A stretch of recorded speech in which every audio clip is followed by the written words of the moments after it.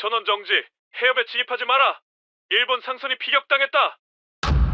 일본 NHK에 다급한 긴급 속보에 전 세계가 발칵 뒤집혔습니다. 세계 최강 미 해군마저 그들을 포기했습니다. 세계 원유의 30%가 지나는 호르무즈 해협이 이란의 미사일에 완전히 봉쇄된 것입니다. 미국도 유럽도 벌벌 떨며 뱃머리를 돌린 죽음의 바다. 그런데 위성을 지켜보던 미 해군 분석관은 경악을 금치 못했습니다. 빗발치는 미사일 사거리 한복판을 향해 거대한 유조선 한 척이 전속력으로 돌진하고 있었기 때문입니다. 저기 저 배 선장 미친 겁니까? 혼비백산한 워싱턴이 황급히 국적을 확인한 순간 모니터에 선명하게 찍힌 이름은 바로 대한민국이었습니다. 세계 최강 대국들이 싹 다 무릎 꿇은 지옥불을 보란듯이 뚫어버린 한국. 미국 펜타곤마저 덜덜 떨게 만든 충격적인 진실, 지금 공개합니다. 그 전에 잠깐 1초 만에 누를 수 있는 좋아요 버튼을 꾹 눌러주시면 영상 제작에 아주 큰 힘이 됩니다. 그럼 바로 시작하겠습니다. 전원 정지, 해협에 진입하지 마라. 무전이 울렸습니다. 그리고 몇 초 후 두 번째 무전이 터졌죠. 피격입니다. 선박이 피격됐습니다. 심장이 멎는 줄 알았습니다. 호르무즈 해협. 세계 원유의 30%가 지나는 바다입니다. 그 바다 위에서 배 한 척이 불타고 있었죠. 저는 22년간 이 해협을 연구해온 사람입니다. 전쟁 직전의 긴장감이 뭔지 잘 알고 있죠. 하지만 그날은 달랐습니다. 연기가 하늘을 뒤덮었습니다. 구조 요청이 쏟아졌죠. 그런데 아무도 움직이지 못했습니다. 미 해군도 침묵했습니다. 세계 최강 함대가 눈앞에서 배가 불타는 걸 지켜만 보고 있었던 겁니다. 도대체 이 바다에서 무슨 일이 벌어지고 있는 겁니까? 저는 모니터 앞에서 이를 악물고 있었습니다. 그리고 바로 그 순간이었죠. 위성 화면 한쪽에서 뭔가가 움직이기 시작했습니다. 잠깐, 그 이야기를 하기 전에 제 소개를 먼저 해야 할 것 같습니다. 저는 마이클 스탠튼입니다. 미 해군 전략사령부에서 22년간 근무한 해상전략 분석가죠. 지금은 워싱턴 국제안보연구소에서 해산간보 수석연구원으로 일하고 있습니다. 저는 세계 3대 해상전략 요충지를 연구해왔습니다. 호르무즈 해협, 말라카 해협, 바브엘만데브 해협, 이 세 곳을 누가 장악하느냐에 따라 세계 경제의 흐름이 바뀝니다. 전쟁의 판도도 달라지죠. 그만큼 중요한 바다들입니다. 미 해군 내부에서 저는 이런 평가를 받아왔습니다. 해협 전쟁을 가장 정확히 읽는 분석가, 자랑이 아닙니다. 22년이라는 시간이 만들어준 결과죠. 수백 건의 위기를 분석했고 수십 번의 군사 충돌을 지켜봤습니다. 이 바다에서 벌어지는 일이라면 대부분 예측할 수 있다고 자부해왔죠. 하지만 그날 벌어진 일은 제 예측을 완전히 벗어났습니다. 호르무즈 해협, 이 바다가 얼마나 중요한지 먼저 말씀드려야 합니다. 폭이 겨우 54km밖에 안 됩니다. 서울에서 수원까지 거리도 안 되는 좁은 바다죠. 이 좁은 길을 하루에 원유 탱커만 수십 척이 지나갑니다. 세계 경제의 핏줄이라고 해도 과언이 아닙니다. 이 바다가 막히면 어떻게 되겠습니까? 원유 가격이 폭등합니다. 세계 증시가 흔들리죠. 공장이 멈추고 물류가 끊깁니다. 단 하루만 막혀도 수십억 달러의 손실이 발생합니다. 이틀이면 각국 정부가 비상대책 회의를 열죠. 사흘이면 세계 경제가 뿌리부터 흔들리기 시작합니다. 그런 바다에서 최근 상상할 수 없는 일이 벌어졌습니다. 이란이 움직인 겁니다. 보복 공격을 선언하면서 군사 긴장이 한순간에 치솟았죠. 해협 일대에 기로의 위협이 감지됐습니다. 수중 감시 시스템에 정체불명의 물체가 포착되기 시작한 겁니다. 드론 정찰도 시작됐죠. 이란 혁명수비대 소속 무인기들이 해협 상공을 날아다니고 있었습니다. 그리고 가장 무서운 소식이 들어왔습니다. 탄도미사일 배치가 확인된 겁니다. 이란 해안가를 따라 이동식 미사일 발사대가 전진 배치됐다는 보고였죠. 사거리 안에 해협을 지나는 모든 선박이 들어옵니다. 이건 단순한 위협이 아니었습니다. 진짜 전쟁 준비였죠? 저는 상황실에서 실시간 보고를 받고 있었습니다. 분위기가 심상치 않았죠. 해군 분석관들의 얼굴이 하나같이 굳어 있었습니다. 누구도 농담을 하지 않았습니다. 커피잔을 드는 손이 떨리는 동료도 있었죠.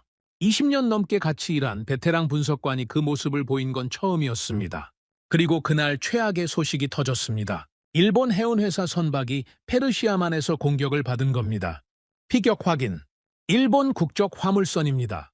보고를 받는 순간 상황실이 얼어붙었습니다. 모니터의 피격 선박의 위치가 붉은 점으로 찍혔죠. 그런데 이게 끝이 아니었습니다. 태국 선박도 피격됐습니다.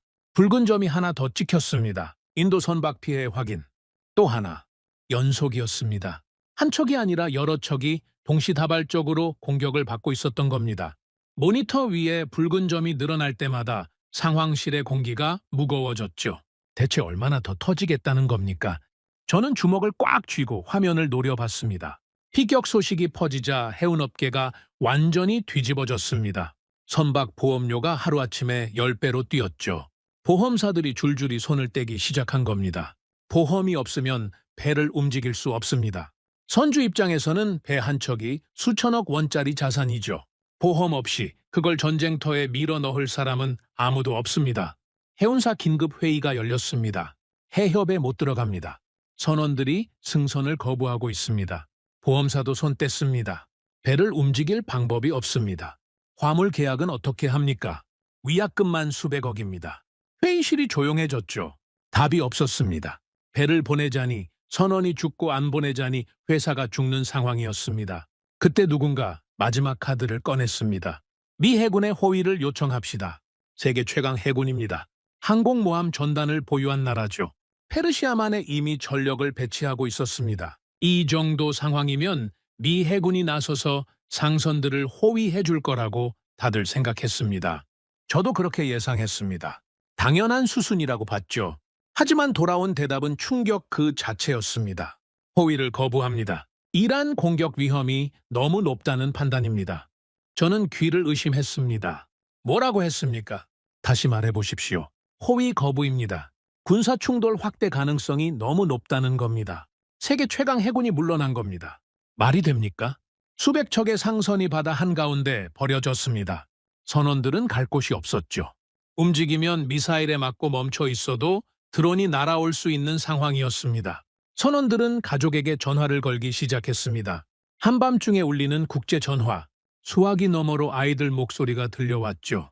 유서를 쓰는 선원도 있었습니다. 배 위에 갇힌 채로 언제 미사일이 날아올지 모르는 공포 속에 던져진 겁니다. 이건 영화가 아닙니다. 실제로 벌어진 일이었죠. 바다가 죽었습니다. 완전히. 유럽 선박 정지, 일본 선박 정지, 중동 선박 정지. 한 척도 빠짐없이 멈춰버렸죠. 호르무즈 해협이 완전히 마비된 겁니다. 세계 물류의 심장이 멈춰버렸습니다. 각국 정부가 긴급 대책 회의를 열었죠. 하지만 답이 나오지 않았습니다. 미국도 손을 뗐는데 누가 이 상황을 풀겠습니까? 외교 채널은 막혔고 군사 옵션은 위험했습니다. 그야말로 사면초가였죠.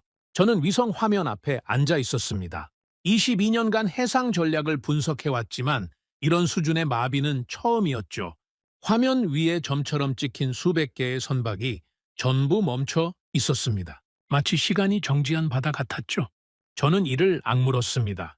어떤 나라가 먼저 움직이나 그걸 지켜보고 있었습니다. 그때였습니다. 위성 화면 오른쪽 끝에서 뭔가가 움직이기 시작한 겁니다. 처음엔 오류인 줄 알았습니다. 이 상황에서 움직이는 배가 있다는 게 말이 안 됐죠. 저는 화면을 확대했습니다. 한 척이 아니었습니다. 여러 척이 동시에 움직이고 있었죠. 저건 뭡니까? 동료가 다가왔습니다. 잠깐만요. 확대해보겠습니다. 화면이 가까워졌습니다. 선박들의 움직임이 선명해졌죠. 그런데 이상한 점이 있었습니다. 이 선박들은 무작위로 움직이는 게 아니었습니다.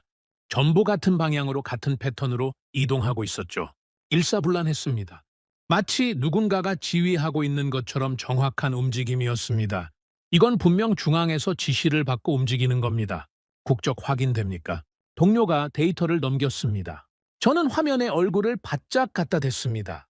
그리고 그 선박들의 국적을 확인한 순간 저는 의자에서 벌떡 일어났습니다. 세계 모든 배가 멈춘 바다 위에서 유일하게 움직이고 있던 선박들. 그 국적은 대한민국이었습니다. 저는 중얼거렸습니다. 한국이라고? 한국 선박이 왜 움직이고 있는 겁니까? 22년간 해상 전략을 분석하면서 저는 수많은 나라의 해군과 해운 시스템을 연구해왔습니다. 미국, 영국, 프랑스, 일본, 중국. 강대국들의 전략은 손바닥 보듯 알고 있었죠. 하지만 한국은 깊이 들여다본 적이 없었습니다. 미국 동맹국, 경제적으로 빠르게 성장한 나라, 그 정도 인식이 전부였죠. 솔직히 말씀드리겠습니다. 저는 한국의 군사 역량을 대수롭지 않게 봤습니다. 빠르게 성장한 산업국가, 그 이상도 이하도 아니라고 생각했죠. 그런 나라의 선박들이 세계가 멈춘 바다 위에서 움직이고 있었습니다. 저는 그 순간 이상한 느낌을 받았습니다. 등줄기를 타고 올라오는 묘한 감각이었죠. 이건 우연이 아닙니다. 그리고 그날부터 저는 한국이라는 나라를 처음으로 제대로 들여다보기 시작했습니다. 그것이 제 인생에서 가장 큰 충격의 시작이 될 줄은 그때는 미처 몰랐습니다. 저는 그날 밤 잠을 자지 못했습니다. 위성 화면에서 봤던 장면이 머릿속에서 떠나지 않았죠. 세계 모든 배가 멈춘 바다 위에서 유일하게 움직이던 선박들. 대한민국 국적. 그게 도무지 이해가 되지 않았습니다. 다음 날 아침 저는 연구소에 도착하자마자 컴퓨터를 켰습니다. 호르무즈 해협 일대 선박 이동 데이터를 전부 불러왔죠. 밤새 쌓인 보고서도 확인했습니다. 그리고 각국 선박들의 현재 상태를 하나하나 점검하기 시작했습니다. 상황은 전날보다 더 심각해져 있었습니다. 유럽 선박들은 항로를 완전히 중단한 상태였죠. 영국 해운사 3곳이 페르시아만 운항을 전면 중지한다고 발표했습니다. 프랑스와 독일도 마찬가지였죠.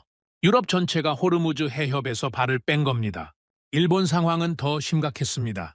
이미 자국 선박이 피격당한 직후였죠. 일본 해운사들은 선박을 위험 해역 한복판에 정박시킨 채 꼼짝도 하지 못하고 있었습니다. 대피 명령도 없었죠. 전략적 판단도 보이지 않았습니다. 그저 멈춰 있었습니다. 이란 미사일 사거리 한가운데에서 말입니다. 저는 고개를 저었습니다. 이건 최악의 대응이었죠. 멈춰 있다는 건 표적이 된다는 뜻입니다.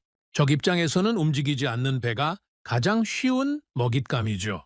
중동 현지 선박들도 상황이 다르지 않았습니다. 항해 취소가 줄줄이 이어졌죠. 카타르 국적 화물선 4척이 출항을 포기했습니다. 오만 선박들도 닻을 내린 채 대기하고 있었죠. 바레인 항만은 사실상 폐쇄 상태였습니다. 전 세계가 얼어붙어 있었습니다. 그런데 한국은 달랐습니다. 저는 한국 선박들의 이동 경로를 추적하기 시작했습니다. 데이터를 하나씩 분석해봤죠. 그리고 놀라운 사실을 발견했습니다. 한국 선박들은 이미 피격 사건이 터지기 전부터 움직이고 있었던 겁니다. 이게 무슨 뜻인지 아십니까? 세계가 공포에 빠지기 전에 이미 한국은 자국 선박들을 이동시키고 있었다는 겁니다. 사건이 터지고 나서 허둥대며 대응한 게 아니었죠.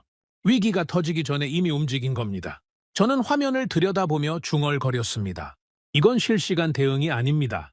사전 대응이죠. 한국 선박들의 이동 패턴을 분석해봤습니다. 결과는 더 놀라웠죠. 첫째, 모든 선박이 동일한 시간대에 움직이기 시작했습니다. 새벽 시간이었죠. 누군가가 동시에 명령을 내린 겁니다. 둘째, 이동 방향이 전부 같았습니다. 두바이 인근 안전 해역이었죠. 이란 미사일 사거리 밖으로 빠져나가는 경로였습니다. 셋째, 속도가 일정했습니다. 패닉에 빠져서 전속력으로 도주한 게 아니었죠. 계산된 속도로 질서 있게 이동하고 있었습니다. 이건 분명 중앙에서 통제된 전략적 이동이었습니다. 저는 의자 등바디에 기대며 생각했습니다. 도대체 어떤 시스템이 이걸 가능하게 했습니까? 수십 척의 선박을 동시에 같은 방향으로 같은 속도로 이동시킨다는 건 보통 일이 아니죠. 추가 데이터를 요청했습니다. 한국 정부의 대응 보고서가 넘어왔죠. 보고서를 열어본 순간 저는 숨을 멈췄습니다. 한국 정부는 위기 징후가 포착되자마자 즉각 움직였습니다. 해양수산부가 중심이 됐죠. 위험 해역에 있는 한국 선박에 즉시 대피 명령을 내렸습니다. 그런데 단순히 대피하라는 명령만 내린 게 아니었습니다. 선박 26척의 위치를 실시간으로 관리하고 있었습니다. 26척입니다. 한 척도 빠짐없이 전부 추적하고 있었죠. 각 선박의 현재 위치, 이동 경로, 도착 예정 시간까지 전부 파악하고 있었습니다.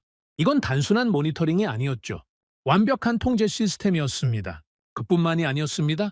선원 146명의 상태를 개별적으로 확인하고 있었죠.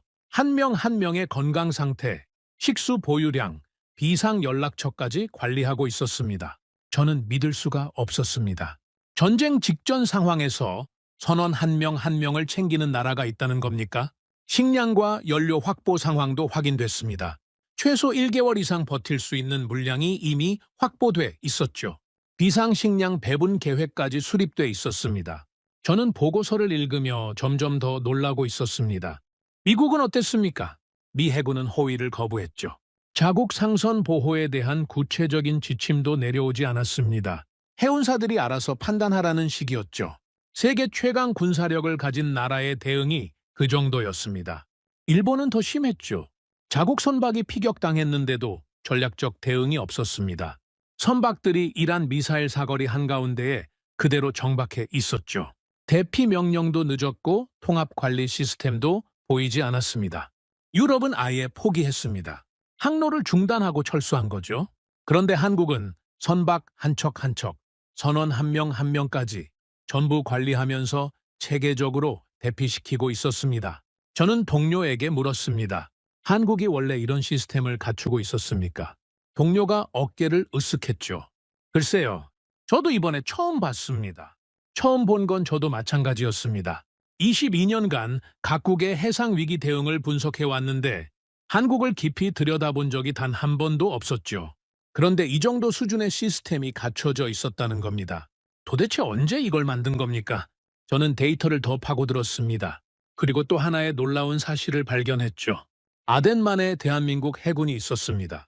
청해부대, 이름을 처음 들었습니다. 한국 해군이 아덴만에 파견한 작전 부대였죠. 해적 소탕과 선박 호위를 위해 상시 배치돼 있는 부대라고 했습니다. 저는 눈을 의심했습니다. 한국이 중동 해역에 상시 군사력을 배치하고 있었다는 겁니까? 청해부대는 이미 긴급 출동 준비를 완료한 상태였습니다. 구조작전 계획까지 수립돼 있었죠. 한국 선박에 문제가 생기면 즉각 투입할 수 있는 태세였습니다. 이건 단순한 해군 파견이 아니었습니다. 국가 차원의 보호작전이었죠. 저는 잠시 화면에서 눈을 떼고 생각을 정리했습니다. 머릿속이 복잡했습니다. 지금까지 제가 갖고 있던 인식이 하나씩 흔들리고 있었죠. 한국은 제가 생각했던 것과 다른 나라였습니다. 선박 위치, 실시간 추적, 선원 개별 관리, 식량 연료 사전 확보, 군사부대 즉각 대응 태세. 이 모든 게 동시에 가동되고 있었죠. 비교해 보십시오. 미국은 호위를 거부했습니다. 일본은 자국 선박이 맞고도 멈춰 있었죠. 유럽은 도망갔습니다. 그런데 한국은 이 혼란 속에서 가장 체계적이고 가장 신속하게 움직이고 있었습니다. 솔직히 말씀드리겠습니다. 당혹스러웠습니다. 저는 지금까지 세계 군사 기술은 미국과 몇몇 강대국이 지배한다고 생각해왔습니다. 그게 22년간 제가 봐온 현실이었죠. 한국은 그 지도 안에 없었습니다. 빠르게 성장한 산업국가, 미국 무기를 수입하는 동맹국, 그 이상도 이하도 아니라고 봤죠. 그런데 눈앞에 펼쳐진 데이터는 전혀 다른 이야기를 하고 있었습니다. 저는 위성 화면을 다시 봤습니다. 한국 선박들은 여전히 질서정연하게 이동하고 있었죠. 두바이 인근 안전 해역을 향해 정확한 경로로 움직이고 있었습니다. 마치 바둑돌을 놓듯이 하나하나 계산된 움직임이었죠. 반면 다른 나라 선박들은 여전히 멈춰 있었습니다. 혼란 속에서 아무런 지시도 받지 못한 채 바다 한가운데 버려져 있었죠. 그 대비가 너무나 선명했습니다. 저는 조용히 중얼거렸습니다. 이건 우연이 아닙니다. 한국은 이 위기를 예상하고 있었습니다. 아니, 예상한 정도가 아니었죠. 준비하고 있었습니다. 시스템을 갖추고 훈련을 하고 매뉴얼을 만들어 놓고 있었던 겁니다. 위기가 터지자 그 시스템이 자동으로 가동된 거죠. 저는 그 순간 한 가지 의문이 들었습니다. 왜 한국만 이런 시스템을 갖추고 있는 겁니까? 미국도 일본도 유럽도 못한 걸 한국은 어떻게 해낸 겁니까? 보고서를 더 뒤졌습니다. 한국의 해상 위기 관리 역사를 추적해봤죠. 그리고 알게 됐습니다. 한국은 과거 여러 차례 해상 위기를 겪으면서 시스템을 계속 업그레이드 해왔다는 사실을요. 아덴만 여명 작전, 소말리아 해적에게 납치된 자국 선박을 군사작전으로 구출한 사건이었습니다. 그 이후 한국은 해상 위기 대응 체계를 완전히 새로 설계했죠. 선박 실시간 추적 시스템을 구축했고 선원 개별 관리 매뉴얼을 만들었습니다. 청해부대의 작전 범위도 확대했죠. 위기를 겪고 무너지는 나라가 있고 위기를 겪고 더 강해지는 나라가 있습니다. 한국은 후자였습니다. 저는 모니터를 바라보며 깊은 숨을 내쉬었습니다. 이 나라에 대해 완전히 잘못 알고 있었다는 사실이 무겁게 다가왔죠. 하지만 이건 시작에 불과했습니다. 한국 선박들의 체계적인 대응에 놀라고 있을 때 저는 아직 더 큰 충격이 기다리고 있다는 걸 몰랐습니다. 호르무즈 해협에서 벌어지고 있는 일은 해상 위기만이 아니었죠. 바다 위에서 선박들이 움직이고 있을 때 하늘에서도 무언가가 벌어지고 있었습니다. 그리고 그 하늘에서 제가 평생 잊을 수 없는 장면을 목격하게 됩니다. 하늘에서 무언가가 벌어지고 있다는 보고를 받은 건 그 다음 날이었습니다. 하지만 그 이야기를 하기 전에 먼저 호르무즈 해협의 상황부터 말씀드려야 합니다. 바다 위에서 벌어진 일이 먼저였으니까요. 한국 선박들이 체계적으로 안전 해역으로 이동하고 있다는 걸 확인한 직후였습니다. 저는 그 움직임에 감탄하고 있었죠. 하지만 해협 상황은 시간이 지날수록 더 악화되고 있었습니다. 이란이 본격적으로 압박을 시작한 겁니다. 드론 정찰 빈도가 2배로 늘었습니다. 이란 혁명수비대 소속 고속정들이 해협 입구에서 위협 기동을 반복하고 있었죠. 상선 옆을 아슬아슬하게 스쳐 지나가면서 경고 사격까지 했습니다.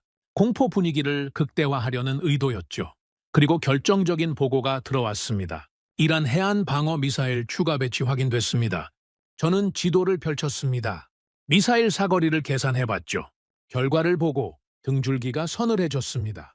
해협을 지나는 모든 항로가 사거리 안에 들어와 있었습니다. 한 척도 빠져나갈 수 없는 구조였죠. 이건 사실상 봉쇄였습니다. 공식적으로 봉쇄를 선언한 건 아니었습니다. 하지만 효과는 같았죠. 어떤 배도 감히 해협에 들어갈 수 없는 상황이 만들어진 겁니다. 미사일이 언제 날아올지 모르는 바다를 누가 지나가겠습니까? 상황실 분위기가 더 무거워졌습니다. 유럽 해운사 5곳이 추가로 운항 중단을 선언했습니다. 일본 해운사 2곳도 철수를 결정했습니다. 원유 선물 가격이 역대 최고치를 경신했습니다. 보고가 쏟아졌죠. 전부 나쁜 소식뿐이었습니다. 세계 경제가 실시간으로 흔들리고 있었습니다. 원유가 안 들어오면 공장이 멈춥니다. 물류가 끊기죠. 그게 며칠만 지속되면 물가가 폭등합니다. 서민들의 생활이 직격탄을 맞는 겁니다. 이건 단순한 군사 위기가 아니었습니다. 세계 경제 위기였죠. 각국 정상들이 긴급 통화를 시작했습니다. 유엔 안보리가 소집됐죠. 하지만 결론은 같았습니다. 아무도 해답을 내놓지 못했습니다. 외교로 풀자는 쪽과 군사적으로 대응하자는 쪽이 맞서고 있었죠. 시간만 흘러가고 있었습니다. 그 사이 바다 위 선원들은 공포 속에서 하루하루를 버티고 있었습니다. 저는 위성 화면을 노려보고 있었습니다. 멈춰 있는 수백 척의 선박들. 한 척도 움직이지 않았죠. 마치 바다 위에 찍힌 점들이 전부 굳어버린 것 같았습니다. 그때였습니다. 레이더 화면에 새로운 움직임이 포착된 겁니다. 스탠튼? 이것 좀 보십시오. 동료가 저를 불렀습니다. 목소리가 떨리고 있었죠. 저는 자리에서 일어나 동료의 모니터 앞으로 갔습니다. 화면에 한 척의 선박이 찍혀 있었습니다. 이 배 말입니까? 네, 지금 해협을 향해 이동하고 있습니다. 저는 눈을 의심했습니다. 해협을 향해 이동한다고 했습니까? 세계 모든 배가 해협에서 빠져나가고 있는 상황에서 거꾸로 해협을 향해 들어가는 배가 있다는 겁니까? 선종이 뭡니까? 유조선입니다. 대형 원유 운반선이죠. 유조선이라고요. 원유를 가득 싣고 있을 가능성이 높은 배가 미사일이 날아다니는 해협으로 들어가고 있다는 겁니까? 국적 확인됩니까? 동료가 데이터를 조회했습니다. 몇 초간 침묵이 흘렀죠. 그리고 동료가 고개를 돌려 저를 바라봤습니다. 한국입니다. 저는 할 말을 잃었습니다. 한국 유조선이 해협으로 들어가고 있다고요. 네. 그리고 속도를 보십시오. 화면을 다시 봤습니다. 그리고 저는 이번에는 정말로 의자에서 벌떡 일어났습니다. 그 유조선은 감속하지 않고 있었습니다. 오히려 속도를 올리고 있었죠. 미사일 사거리 안으로 진입하면서 속도를 높이고 있었습니다. 이건 미친 짓이었습니다. 아니, 미친 짓이라고밖에 설명이 안 됐죠. 저 배 선장이 상황을 모르는 겁니까? 아닙니다. 경고 무전이 수십 차례 송신됐습니다. 전부 수신 확인이 됐죠. 경고를 받았는데도 멈추지 않았다는 겁니다. 이란 미사일 배치 정보도 알고 있었을 겁니다. 드론이 날아다니는 것도 알고 있었겠죠. 그런데도 전속력으로 해협을 향해 돌진하고 있었습니다. 저는 화면에서 눈을 뗄 수 없었습니다. 상황실 전체가 그 유조선을 지켜보고 있었죠. 아무도 말을 하지 않았습니다. 숨소리만 들렸습니다. 모니터 위에서 한국 유조선을 나타내는 점 하나가 해협을 향해 꾸준히 전진하고 있었습니다. 분 단위로 해협 입구에 가까워지고 있었죠. 해협 진입까지 예상 시간 40분입니다. 40분. 40분 후면 세계에서 가장 위험한 바다 한가운데로 들어가는 겁니다. 미사일 사거리 정중앙이었죠. 저는 무의식적으로 손을 맞잡았습니다. 손바닥에 땀이 차 있었죠. 30분이 지났습니다. 유조선은 속도를 줄이지 않았습니다. 20분. 해협 입구가 코앞이었죠. 10분. 이란 해안이 육안으로 보일 거리였습니다. 그리고 한국 유조선이 해협에 진입했습니다. 상황실이 정적에 휩싸였죠. 전속력이었습니다. 거대한 원유 운반선이 파도를 가르며 해협을 질주하고 있었습니다. 좌우로 이란과 오만 해안이 보이는 좁은 수로였죠. 미사일 발사대가 배치된 해안선이 바로 옆에 있었습니다. 언제 공격이 날아와도 이상하지 않은 상황이었죠. 그런데 한국 유조선은 멈추지 않았습니다. 방향을 바꾸지도 않았죠. 오직 전진, 전속력으로 해협을 관통하고 있었습니다. 저는 숨을 참고 화면을 지켜봤습니다. 손이 떨리고 있었죠. 옆에 있던 동료도 마찬가지였습니다. 상황실에 있는 모든 사람이 그 유조선 하나를 바라보고 있었습니다. 5분이 지났습니다. 유조선은 여전히 달리고 있었죠. 10분, 해협 중간 지점을 지나고 있었습니다. 15분, 출구가 보이기 시작했죠. 그리고 마침내 한국 유조선이 호르무즈 해협을 빠져나왔습니다. 상황실에서 누군가가 작게 내뱉었습니다. 해냈습니다. 돌파했습니다. 저는 등바디에 몸을 기댔습니다. 온몸에서 힘이 빠지는 느낌이었죠. 그제야 숨을 쉴 수 있었습니다. 세계 모든 배가 멈춘 바다, 미 해군도 진입을 거부한 바다, 이란 미사일이 배치된 바다, 그 바다를 한국 유조선이 전속력으로 돌파한 겁니다. 저는 믿을 수가 없었습니다. 그런데 더 놀라운 일이 벌어졌습니다. 한 척이 아니었습니다. 두 번째 한국 선박이 해협에 진입하고 있습니다. 세 번째 선박도 이동 중입니다. 한국 선박들이 연이어 해협을 통과하기 시작한 겁니다. 한 척이 돌파하니까 뒤따라 다음 배가 들어갔죠. 그 다음 배도 줄줄이 해협을 관통하고 있었습니다. 이건 한 명의 용감한 선장이 무모하게 돌진한 게 아니었습니다. 계획된 돌파였죠. 저는 이 장면을 보면서 소름이 돋았습니다. 사전에 경로가 설정돼 있었던 겁니다. 안전한 시간대가 계산돼 있었죠. 선박 간 강역까지 조율돼 있었습니다. 이건 군사작전 수준의 정밀함이었습니다. 동료가 저를 보며 말했습니다. 한국 선박들의 목적지가 확인됐습니다. 어딥니까? 대한민국입니다. 전부 본국으로 향하고 있습니다. 원유를 싣고 본국으로 돌아가는 겁니다. 세계가 얼어붙어서 원유 수급이 끊길 수 있는 상황에서 한국은 직접 와서 가져가고 있었죠. 다른 나라들이 두려워서 발을 뺐을 때 한국은 스스로 길을 뚫은 겁니다. 이 소식은 순식간에 퍼졌습니다. 국제 해운 커뮤니티가 발칵 뒤집어졌죠. 각국 해운사 관계자들이 한국 유조선 돌파 소식을 실시간으로 공유하기 시작했습니다. 해상안보 전문가들 사이에서도 이 이야기가 퍼져나갔죠. 그리고 각국의 대응을 비교하는 글이 올라오기 시작했습니다. 미국, 세계 최강 해군을 보유하고 있지만 호위를 거부했습니다. 일본, 자국 선박이 피격당했지만 전략적 대응 없이 멈춰 있었죠. 중국, 이란과 외교 채널을 가동하면서 조심스럽게 협상 통과를 시도했습니다. 눈치를 보며 슬슬 움직인 거죠. 유럽, 아예 항로를 포기하고 철수했습니다. 그리고 한국, 경고를 받고도 멈추지 않았습니다. 전속력으로 해협을 돌파했죠. 한 척도 아니고 여러 척이 줄줄이 관통했습니다. 해외 커뮤니티에서 이런 글이 돌기 시작했습니다. 중국은 협상하면서 통과했고 일본은 가만히 있었는데 한국은 전속력으로 뚫었다. 이 한 문장이 수만 건 공유됐죠. 각국 네티즌들의 반응도 쏟아졌습니다. 한국 선원들은 도대체 무슨 배짱으로 저 바다를 지나간 겁니까? 저건 용기가 아니라 시스템입니다. 철저한 계산이 있었던 겁니다. 한국이라는 나라를 과소평가하고 있었습니다. 저도 같은 생각이었습니다. 저는 화면을 바라보며 조용히 생각에 잠겼습니다. 22년간 해상 전략을 분석하면서 수많은 위기 상황을 봐왔습니다. 하지만 이런 장면은 처음이었죠. 위기 앞에서 나라의 본질이 드러난다는 말이 있습니다. 두려움에 멈추는 나라가 있고 두려움을 뚫고 가는 나라가 있죠. 그날 호르무즈 해협에서 저는 그 차이를 눈으로 직접 확인했습니다. 한국은 뚫고 간 나라였습니다. 저는 그날 처음으로 이 나라에 대해 경외심이라는 감정을 느꼈습니다. 군사 분석가로서 감정을 개입시키면 안 된다는 걸 잘 알고 있죠. 하지만 어쩔 수 없었습니다. 눈앞에 펼쳐진 장면이 그만큼 압도적이었습니다. 하지만 이건 아직 서막이었습니다. 한국 유조선이 해협을 돌파한 것도 놀라웠지만 저는 아직 더 큰 사실을 모르고 있었죠. 이 배들의 뒤에 어떤 존재가 버티고 있었는지를 말입니다. 저는 그날 밤 연구실에 남았습니다. 한국이라는 나라가 머릿속에서 떠나지 않았죠. 해협을 전속력으로 돌파한 유조선. 사전에 계획된 체계적인 움직임. 이건 단순한 배짱이 아니었습니다.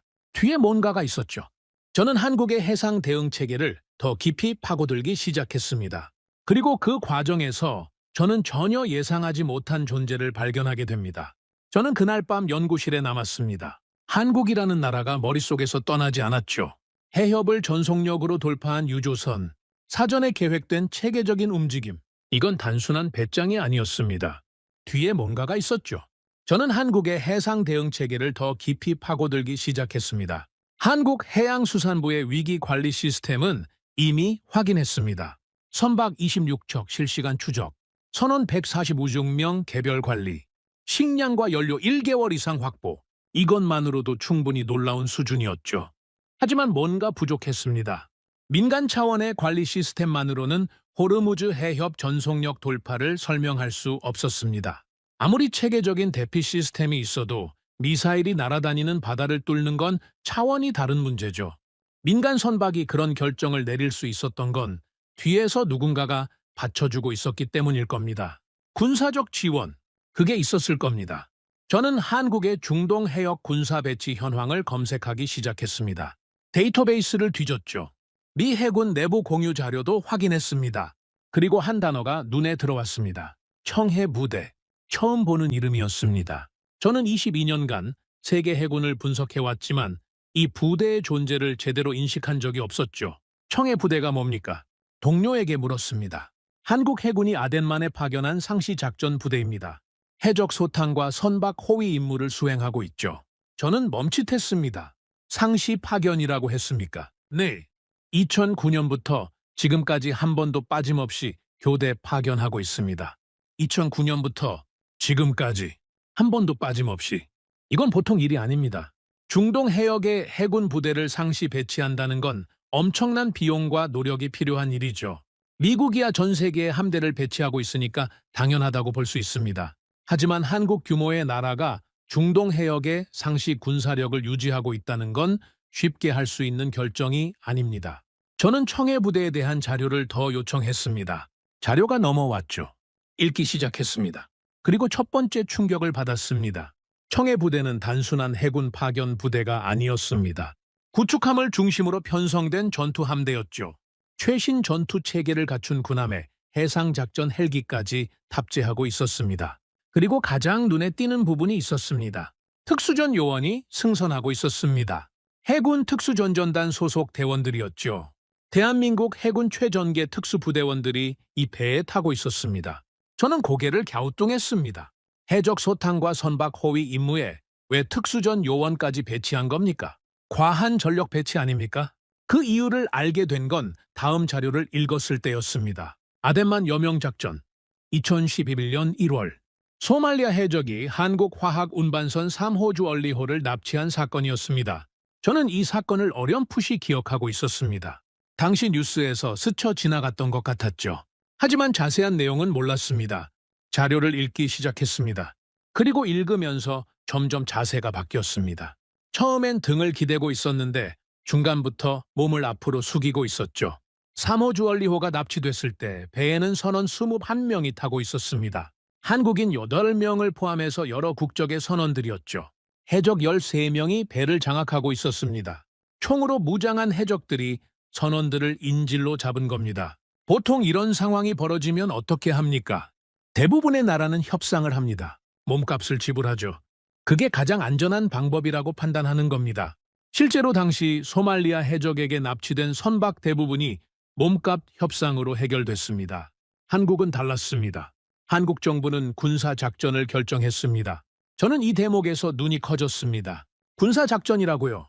인질이 21명이나 잡혀있는 상황에서 군사작전을 감행했다는 겁니까? 한 명이라도 잘못되면 국제적인 비난을 감수해야 하는 상황이었죠. 실패하면 정부가 뒤집어지는 겁니다. 그런데도 작전을 강행했습니다. 청해부대 최영함이 3호 주얼리호를 추적하기 시작했죠. 아덴만 한가운데서 해적에게 납치된 배를 쫓아간 겁니다. 그리고 작전 개시 명령이 떨어졌습니다. 새벽이었습니다. 해군 특수전전단 대원들이 헬기에서 3호 주얼리호 갑판으로 내려섰습니다. 동시에 고속 단정으로 접근한 대원들이 선체에 올라탔죠. 해적 13명, 무장 상태, 인질 21명이 배 안에 있었습니다. 이 상황에서 특수전 대원들이 선내로 진입했습니다. 저는 자료를 읽으면서 심장이 빨라지는 걸 느꼈습니다. 22년간 군사작전 분석을 해왔지만 이건 정말 아슬아슬한 작전이었죠. 좁은 선내에서 총격전이 벌어졌습니다.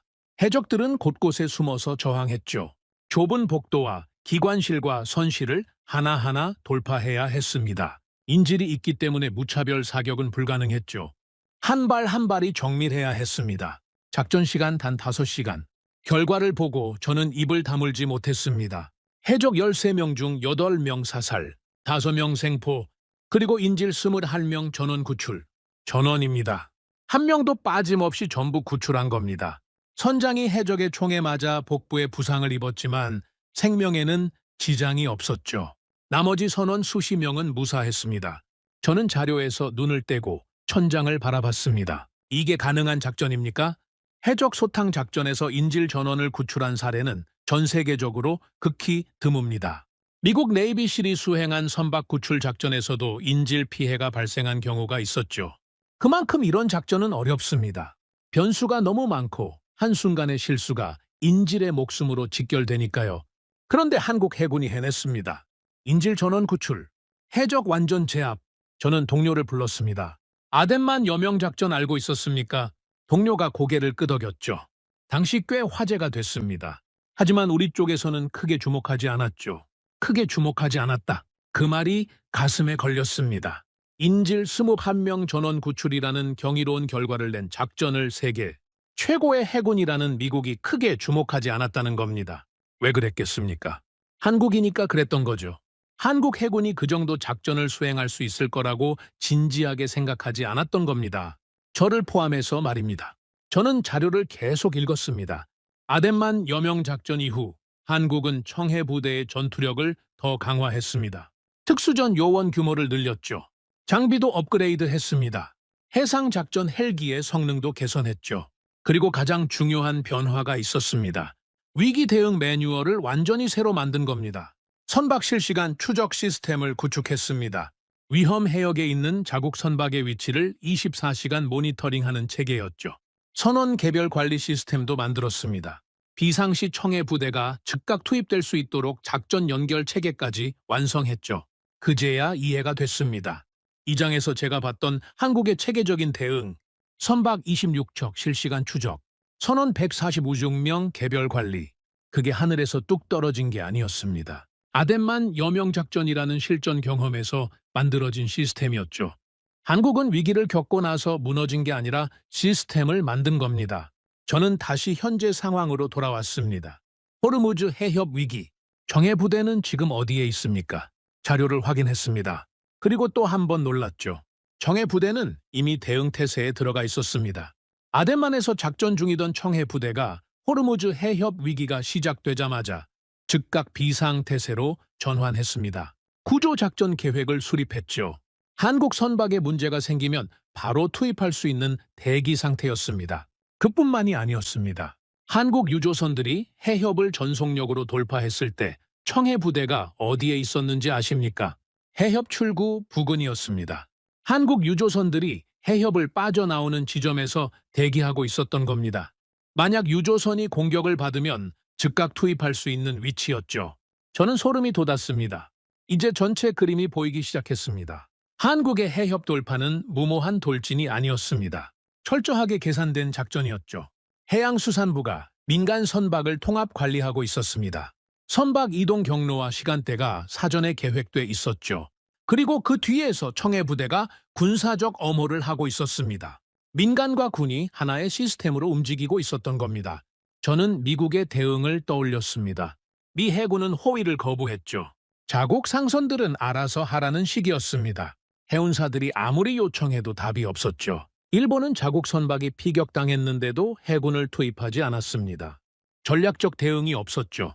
유럽은 아예 철수했습니다. 그런데 한국은 민간 관리 시스템과 군사 엄호 체계를 동시에 가동하면서 자국 선박을 지키고 있었습니다. 도대체 이 나라는 뭡니까? 저는 의자 등바디에 몸을 기대며 한숨을 내쉬었습니다. 한숨이라기보다는 탄식에 가까웠죠. 22년간 해상 전략을 분석하면서 저는 한 가지 기준을 갖고 있었습니다. 군사력의 진짜 척도는 무기의 수가 아니라 시스템이라는 거죠. 아무리 좋은 무기를 가지고 있어도 위기 순간에 그걸 제대로 운용할 시스템이 없으면 소용없습니다. 한국은 시스템이 있었습니다. 위기를 감지하는 시스템, 선박을 관리하는 시스템, 대피시키는 시스템, 군사적으로 보호하는 시스템, 그리고 최악의 상황에서 선언을 구출하는 시스템. 이 모든 게 하나로 연결돼 있었죠. 이건 하루아침에 만들어지는 게 아닙니다. 아덴만 여명작전에서 시작됐습니다. 그 경험이 시스템이 됐죠. 그 시스템이 훈련으로 검증됐고 업그레이드 됐습니다. 그리고 호르무즈 해협 위기에서 실전으로 증명된 겁니다. 위기를 겪고 무너지는 나라가 있고 위기를 겪고 시스템을 만드는 나라가 있습니다. 저는 이미 이 말을 한번 했었죠. 하지만 청해 부대의 역사를 알고 난 뒤에는 그 말의 무게가 완전히 달라졌습니다. 한국은 뼛속부터 위기 대응형 국가였습니다. 저는 그날 밤 연구실을 나서면서 생각했습니다. 바다에서 한국은 이미 증명했습니다. 위기 관리도 증명했죠. 군사 작전 능력도 증명했습니다. 그런데 아직 하나가 남아 있었습니다. 하늘이었죠. 호르무즈 해협 위기가 터진 시기에 중동 하늘에서도 전쟁이 벌어지고 있었습니다. 이란이 탄도미사일을 쏘기 시작했죠. 드론 공격도 이어지고 있었습니다. 그리고 그 전장에서 제가 전혀 예상하지 못한 이름이 등장합니다. 며칠 후 제 책상 위에 한 통의 보고서가 올라왔습니다. 중동 방공작전 분석 보고서였죠. 기밀 등급이 찍혀 있었습니다. 저는 보고서를 펼쳤습니다. 첫 페이지를 넘기는 순간 저는 멈췄습니다. 거기에 적혀있던 이름 3글자. 천궁2. 한국이 만든 방공 미사일 시스템이었습니다. 그리고 그 옆에 적혀있던 숫자 하나가 저를 완전히 얼어붙게 만들었죠. 요격 성공률 96%. 저는 그 숫자를 3번 다시 읽었습니다. 이건 대체 무슨 숫자입니까? 요격 성공률 96%. 저는 그 숫자를 보고 또 봤습니다. 3번째 읽었을 때도 믿기지 않았죠. 4번째 읽었을 때 비로소 이게 현실이라는 걸 받아들였습니다. 한국이 만든 방공 미사일 시스템, 천궁2. 이 무기가 중동 실전에서 96%의 요격 성공률을 기록했다는 보고서가 제 앞에 놓여 있었습니다. 잠깐, 이 숫자가 얼마나 놀라운 건지 먼저 설명드려야 합니다. 방공 미사일이라는 건 하늘에서 날아오는 미사일을 쏴서 맞추는 무기입니다. 말로 하면 간단하죠. 하지만 실제로는 상상할 수 없을 정도로 어려운 기술입니다. 생각해 보십시오. 음속의 몇 배로 날아오는 미사일을 또 다른 미사일로 맞춰야 합니다. 하늘에서 총알로 총알을 맞추는 것과 같죠. 탐지하고 추적하고 발사하고 유도하는 모든 과정이 몇 초 안에 이루어져야 합니다. 한 단계라도 틀어지면 끝이죠. 그 미사일이 도시에 떨어지면 수백 명이 죽습니다. 그래서 요격 성공률이라는 게 그렇게 중요한 겁니다. 이 숫자 하나에 수천 명의 생명이 달려 있습니다.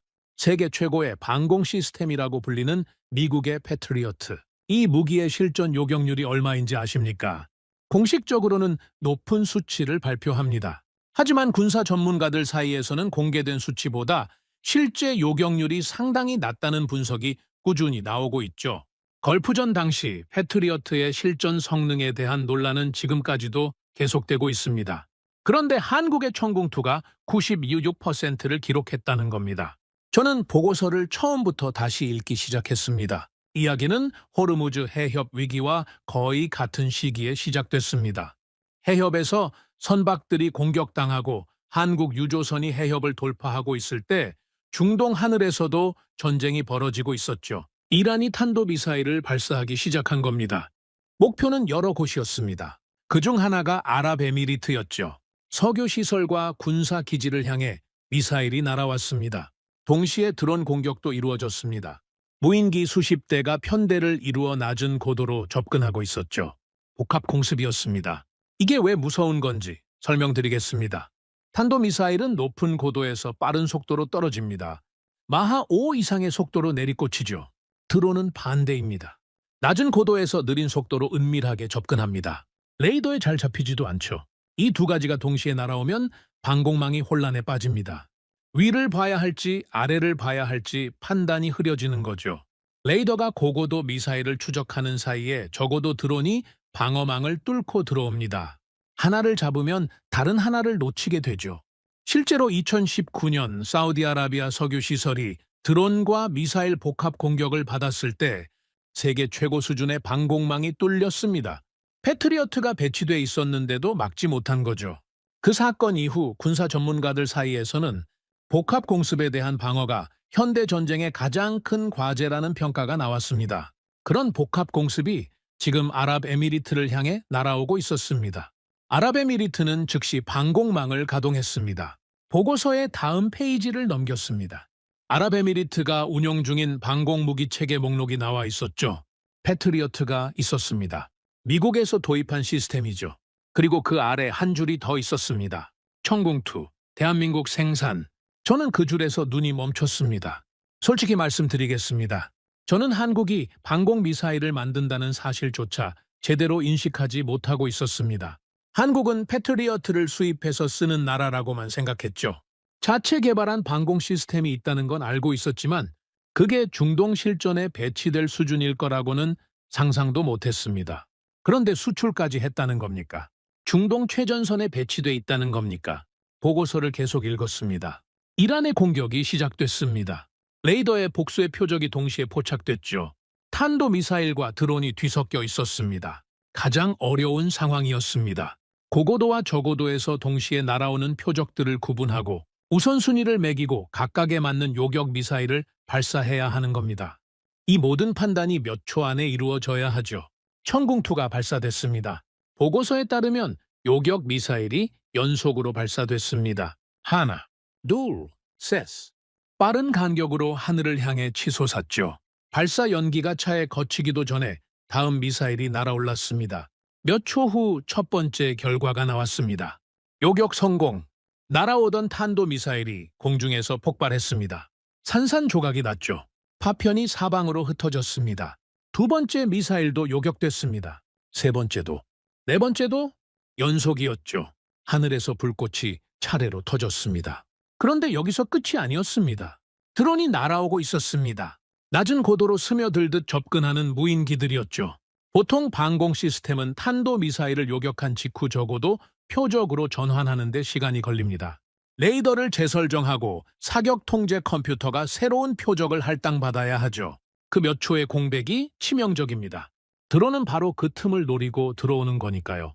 하지만 청궁2는 달랐습니다. 탄도미사일 요격 직후 거의 동시에 드론을 향해 요격 미사일을 발사했습니다. 보고서에는 이렇게 기록돼 있었죠. 동시 교전 능력 확인. 동시 교전. 이 네 글자가 얼마나 대단한 건지 일반인은 모를 수 있습니다. 하지만 군사 전문가 입장에서 이건 소름이 돋는 기술이죠. 높은 곳에서 마하 5로 떨어지는 탄도미사일과 낮은 곳에서 기어들어오는 드론을 동시에 추적하고 동시에 요격한다는 건 레이더 성능이 최상급이라는 뜻입니다. 사격 통제 시스템이 동시에 여러 표적을 처리할 수 있다는 뜻이죠. 이건 아무 나라나 할 수 있는 기술이 아닙니다. 2019년 사우디아라비아가 뚫렸던 바로 그 유형의 공격을 청궁2가 막아낸 겁니다. 저는 보고서를 읽는 손이 떨리기 시작했습니다. 요격 결과를 정리한 표가 나왔죠. 총 발사수 60발, 요격 성공수 5세렬발, 실패 2발, 성공률 96%. 저는 그 표를 한참 동안 바라봤습니다. 60발 중 58발 성공. 이건 단순한 성공이 아닙니다. 압도적인 성능이죠. 그것도 훈련장이 아니라 실전에서 나온 숫자입니다. 진짜 미사일이 날아오는 상황에서 진짜 요격을 한 결과인 겁니다. 훈련 성적과 실전 성적은 하늘과 땅 차이입니다. 훈련에서 아무리 높은 수치를 기록해도 실전에서는 절반도 안 나오는 경우가 부지기수죠. 전장의 혼란, 전자전 방해, 기상 조건, 심리적 압박, 이 모든 게 겹치면 성능이 급격히 떨어지는 게 일반적입니다. 그런데 96%라니. 실전에서 이 숫자를 찍었다는 건 상식을 벗어난 결과였습니다. 저는 동료를 불렀습니다. 이 보고서 검증됐습니까? 네. 현지 데이터와 위성 확인까지 완료됐습니다. 수치의 오류 가능성은 없습니까? 없습니다. 다중 소스에서 교차 확인된 결과입니다. 오류가 아니었습니다. 진짜였죠. 저는 의자 등받이에 몸을 기대며 천장을 바라봤습니다. 머릿속이 복잡했습니다. 잠시 정리를 해봤습니다. 지난 며칠간 제가 확인한 것들을 순서대로 떠올려 봤죠. 바다에서는 세계가 멈춘 해협을 전속력으로 돌파했습니다. 위기 관리에서는 선박 26척 선원 146명을 한 명도 빠짐없이 관리했죠. 군사 작전에서는 청해 부대가 해적에게 납치된 선박을 기습 투입해서 인질 전원을 구출한 전력이 있었습니다. 그리고 이제 하늘에서는 실전 요격률 96%를 찍어버렸죠. 바다, 위기 관리, 군사 작전, 그리고 하늘. 전부 다 증명한 겁니다. 저는 조용히 한마디를 내뱉었습니다. 나는 이 나라를 완전히 잘못 보고 있었습니다. 이 말을 하는 게 두 번째였죠. 하지만 이번에는 무게가 달랐습니다. 처음 이 말을 했을 때는 놀라움이었습니다. 이번에는 부끄러움이었죠. 세계 최고의 분석가라고 자부해왔던 사람이 한 나라의 역량을 완전히 놓치고 있었다는 사실이 무겁게 다가왔습니다. 그때 보고서의 다음 부분이 눈에 들어왔습니다. 아랍에미리트 정부의 반응이었죠. 요격 결과를 확인한 직후 아랍에미리트 정부는 한국에 긴급 요청을 보냈습니다. 남은 청궁2 시스템을 가능한 한 빨리 보내달라. 추가 도입 요청이었습니다. 그것도 긴급이었죠. 이게 무슨 뜻인지 아십니까? 실전에서 직접 성능을 확인한 나라가 더 달라고 요청한 겁니다. 카탈로그를 보고 산 게 아닙니다. 미사일이 날아오는 전쟁터에서 직접 써보고 나서 더 보내달라고 한 거죠. 이보다 확실한 평가가 어디 있겠습니까? 그리고 아랍에미리트만이 아니었습니다. 보고서 하단에 추가 메모가 있었죠. 사우디아라비아, 이라크, 카타르에서도 청궁2에 대한 정보 요청이 접수됨. 중동 전체가 한국 방공 시스템에 관심을 보이기 시작한 겁니다. 한 나라가 아니라 여러 나라가 동시에 움직이고 있었죠. 저는 보고서를 덮었습니다.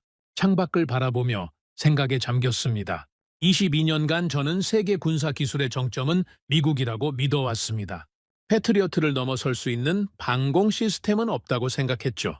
러시아의 S-400도 성능은 뛰어나지만 실전 검증이 부족하다는 평가가 지배적이었습니다. 이스라엘의 아이언돔은 단거리 특화 시스템이라 비교 대상 자체가 다르죠. 그런데 한국의 청궁2가 실전에서 이런 숫자를 찍어버린 겁니다. 저는 한 가지 불편한 질문과 마주해야 했습니다. 패트리어트는 이 상황에서 같은 성능을 낼 수 있었을까? 대답하기 싫은 질문이었죠. 하지만 분석가라면 회피하면 안 되는 질문이었습니다. 그리고 바로 그 질문에 대한 답을 던져줄 사람이 등장합니다. 며칠 후 제가 잘 아는 미사일 방어 전문가에게서 연락이 왔습니다. 세계적으로 존경받는 분석가였죠. 이분이 청궁2 실전 데이터를 분석하고 나서 충격적인 발언을 합니다. 그 발언이 세계 군사 커뮤니티를 완전히 뒤흔들었습니다. 시어데어 포스터 박사, 미사일 방어 분야에서 이 사람을 모르면 간첩이라는 말이 있을 정도입니다. 미국 국방부 출신이죠. 미사일 방어청에서 15년간 근무했고 패트리어트 성능 평가 프로젝트에도 참여했던 인물입니다. 은퇴 후에는 세계 각국의 방공 시스템을 독립적으로 분석하는 연구를 해왔죠. 군사 전문가들 사이에서 포스터 박사의 분석은 절대적인 신뢰를 받고 있었습니다. 이 사람이 뭐라고 하면 그게 곧 업계 정설이 되는 수준이었죠. 그 포스터 박사에게서 연락이 온 겁니다. 스탠튼 청궁2 보고서 봤습니까? 봤습니다. 96%라는 숫자가 아직도 믿기지 않습니다. 전화기 너머로 짧은 침묵이 흘렀습니다. 그리고 포스터 박사가 입을 열었죠. 내가 분석 결과를 정리했습니다. 조만간 공개할 겁니다. 업계가 뒤집어질 겁니다. 목소리가 무거웠습니다. 단순히 한국 무기를 칭찬하려는 톤이 아니었죠. 뭔가 훨씬 더 큰 이야기를 하려는 느낌이었습니다. 무슨 내용입니까? 만나서 이야기합시다. 전화로 할 이야기가 아닙니다. 저는 다음 날 포스터 박사를 만났습니다. 박사의 연구실은 워싱턴 외곽에 있었죠. 책상 위에 서류가 산더미처럼 쌓여 있었습니다. 대형 모니터 3대가 켜져 있었고 화면마다 미사일 궤적 분석 데이터가 띄워져 있었죠. 포스터 박사가 의자를 돌려 저를 바라봤습니다. 먼저 영상부터 보시죠. 영상이라고요. 요격 영상이 있다는 건 보고서에서 봤지만 아직 확인하지 못한 상태였습니다. 포스터 박사가 이미 확보한 거였죠. 박사가 모니터 하나에 영상을 띄웠습니다. 재생 버튼을 누르는 순간 저는 화면에서 눈을 뗄 수 없게 됐습니다. 영상은 야간 촬영이었습니다. 어두운 하늘이었죠. 처음 몇 초는 아무것도 보이지 않았습니다. 그저 검은 화면이었죠. 그때 화면 상단에서 밝은 점 하나가 나타났습니다. 탄도미사일이었습니다. 고속으로 떨어지고 있었죠. 하늘을 가르며 지상을 향해 내리꽂히고 있었습니다. 몇 초 후 화면 하단에서 또 다른 밝은 점이 솟아올랐습니다. 요격 미사일이었죠. 천궁2에서 발사된 미사일이 하늘을 향해 치솟고 있었습니다. 속도가 무시무시했습니다. 화면에서 빛의 선처럼 보일 정도였죠. 두 점이 가까워지고 있었습니다. 위에서 떨어지는 점, 아래에서 올라가는 점, 두 개의 빛이 점점 거리를 좁히고 있었죠. 저는 숨을 멈췄습니다. 충돌, 화면이 하얗게 번졌습니다. 폭발이었죠. 공중에서 거대한 섬광이 터졌습니다. 탄도미사일이 산산조각 난 겁니다. 파편이 사방으로 흩어지는 게 보였죠. 첫 번째 요격이었습니다. 하지만 영상은 거기서 끝나지 않았습니다. 두 번째 미사일이 날아왔습니다. 또 요격됐죠. 세 번째, 네 번째, 연속이었습니다. 하늘에서 불꽃이 차례로 터지고 있었죠. 마치 불꽃놀이 같았습니다. 하지만 이건 축제가 아니었습니다. 저 하나하나가 도시를 파괴할 수 있는 탄도미사일이었죠. 그리고 영상 후반부에 더 놀라운 장면이 나왔습니다. 화면 왼쪽 아래에서 작은 점들이 여러 개 접근하고 있었습니다. 드론이었죠. 저고도로 기어들어오는 무인기들이었습니다. 탄도미사일이 위에서 떨어지는 와중에 드론이 아래에서 스며들고 있었던 겁니다. 천궁2가 다시 발사됐습니다. 이번에는 궤적이 달랐죠. 아까는 하늘 위를 향해 솟아올랐는데 이번에는 낮은 각도로 날아갔습니다. 드론을 향한 요격이었죠. 몇 초 후 드론이 공중에서 폭발했습니다. 이어서 두 번째 드론도, 세 번째도, 고고도 탄도미사일과 저고도 드론을 거의 동시에 요격하고 있었습니다. 영상이 끝났습니다. 연구실이 조용해졌죠. 저는 한동안 말을 할 수 없었습니다. 보고서로 숫자를 읽는 것과 영상으로 직접 보는 것은 완전히 다른 경험이었죠. 숫자는 머리로 이해하는 겁니다. 하지만 영상은 몸으로 느끼는 거죠. 저 하늘에서 터진 불꽃 하나하나가 수백 명의 목숨을 살린 요격이었습니다. 포스터 박사가 입을 열었습니다. 이제 내 분석 결과를 말씀드리겠습니다. 박사가 서류 한 뭉치를 꺼냈습니다. 두꺼웠죠. 상당한 시간을 들여 분석한 게 분명했습니다. 먼저 천궁2의 성능부터 말하겠습니다. 박사의 목소리는 차분했습니다. 하지만 그 차분함 속에 무게가 있었죠. 96%라는 요격률은 현존하는 중거리 방공 시스템 중 세계 최고 수준입니다. 실전 데이터 기준으로는 비교 대상이 없습니다. 비교 대상이 없다. 이 말의 무게를 아십니까? 세계에서 가장 권위 있는 미사일 방어 전문가가 한국 무기에 대해 비교 대상이 없다고 말한 겁니다. 특히 동시 교전 능력이 인상적입니다. 탄도미사일과 드론을 동시에 추적하고 요격한 사례는 극히 드뭅니다. 천궁2의 레이더 성능과 사격 통제 시스템이 세계 최상위권이라는 걸 증명한 거죠. 저는 고개를 끄덕이며 듣고 있었습니다. 여기까지는 예상할 수 있는 분석이었죠. 하지만 다음 말은 예상하지 못했습니다. 포스터 박사가 잠시 말을 멈추고 저를 바라봤습니다. 그리고 천천히 입을 열었죠. 그리고 한 가지 더 말씀드려야 합니다. 이건 많은 사람들이 불편해할 이야기입니다. 저는 긴장했습니다. 패트리어트 요격률은 우리가 생각하는 것보다 훨씬 낮습니다. 연구실 안에 공기가 바뀌었습니다. 공식 발표 수치와 실전 데이터 사이에 상당한 괴리가 있습니다. 이건 제가 국방부에 있을 때부터 인지하고 있던 문제죠. 하지만 공개적으로 말할 수 있는 분위기가 아니었습니다. 저는 아무 말도 하지 못했습니다. 이번 천궁2의 실전 데이터가 나오면서 그 괴리가 더 선명해졌습니다. 같은 전장에서 같은 유형의 위협에 대응한 결과를 비교할 수 있게 된 거죠. 포스터 박사가 서류에서 비교 분석표를 꺼냈습니다. 단도직입적으로 말하겠습니다. 천궁2는 패트리어트가 취약한 복합 공습 상황에서 월등한 성능을 보여줬습니다. 동시 교전 능력에서 확실한 차이가 있죠. 저는 그 분석표를 받아들었습니다. 숫자들이 나열돼 있었죠. 하나하나 확인할수록 입이 벌어졌습니다. 포스터 박사가 말을 이었습니다. 가격도 비교해야 합니다. 천궁2의 도입 비용은 패트리어트의 절반 수준입니다. 성능은 동등하거나 일부 영역에서 우위에 있고 가격은 절반이죠. 그리고 무엇보다 중요한 건 실전 데이터가 나왔다는 겁니다. 실전 데이터. 방산 시장에서 이것보다 강력한 무기는 없습니다. 아무리 화려한 카탈로그를 만들어도 실전에서 증명되지 않으면 아무 소용없죠. 반대로 실전에서 한번 증명되면 그 무기의 가치는 하루아침에 올라갑니다. 천궁2는 그 증명을 해낸 겁니다. 포스터 박사가 마지막으로 이렇게 말했습니다. 스탠튼, 세계 방공 시장의 판도가 바뀔 수 있습니다.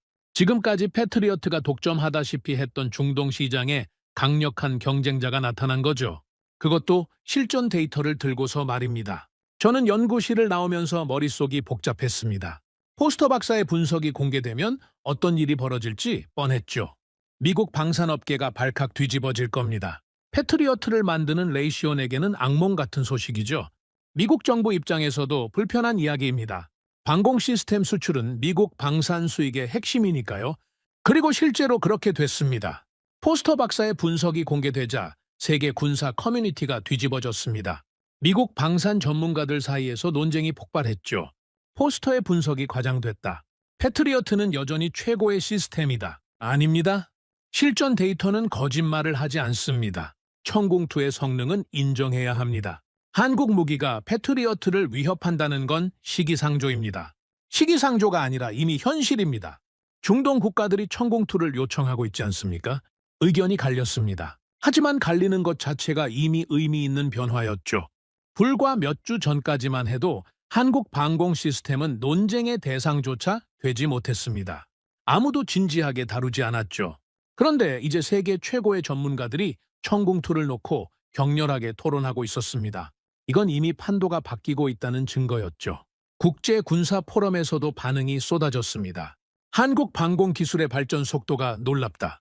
천궁2는 가성비 측면에서 세계 최고의 방공 시스템이 될 수 있다.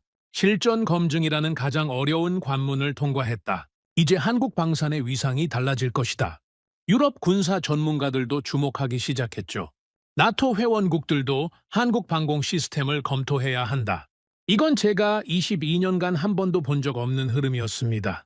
한국 무기가 세계 군사 전문가들의 진지한 분석 대상이 된 건 처음이었죠. 저는 모니터 앞에 앉아 각국의 반응을 추적하고 있었습니다. 그때 한 가지 생각이 머릿속을 스쳤습니다. 한국이라는 나라가 보여준 것들을 다시 한번 정리해봤죠. 바다에서는 체계적인 위기 관리 시스템으로 선박과 선원을 보호했습니다. 세계가 멈춘 해협을 전속력으로 돌파했죠. 청해 부대는 인질 전원 구출이라는 경이로운 작전을 성공시켰습니다. 그리고 하늘에서는 실전 요격률 96%로 세계 군사 전문가들을 충격에 빠뜨렸죠. 이건 한 분야에서만 뛰어난 게 아니었습니다. 전 방위적이었죠. 저는 조용히 모니터를 바라보며 말했습니다. 이건 단순한 무기가 아닙니다. 천궁2 하나만 놓고 보면 뛰어난 방공 시스템이죠. 하지만 한국이 보여준 전체 그림을 놓고 보면 이건 무기 하나의 문제가 아니었습니다. 국가 시스템의 문제였습니다. 위기를 감지하는 능력, 즉각 대응하는 체계, 민간과 군이 하나로 움직이는 통합 시스템, 그리고 세계 최상위 수준의 군사 기술, 이 모든 게 하나의 국가에서 동시에 작동하고 있었죠. 저는 22년간 수많은 나라를 분석해왔습니다. 하지만 이런 조합을 갖춘 나라는 많지 않았죠. 그날 저는 한 가지 사실을 확신하게 됐습니다. 세계 군사 기술 지도가 바뀌고 있었습니다.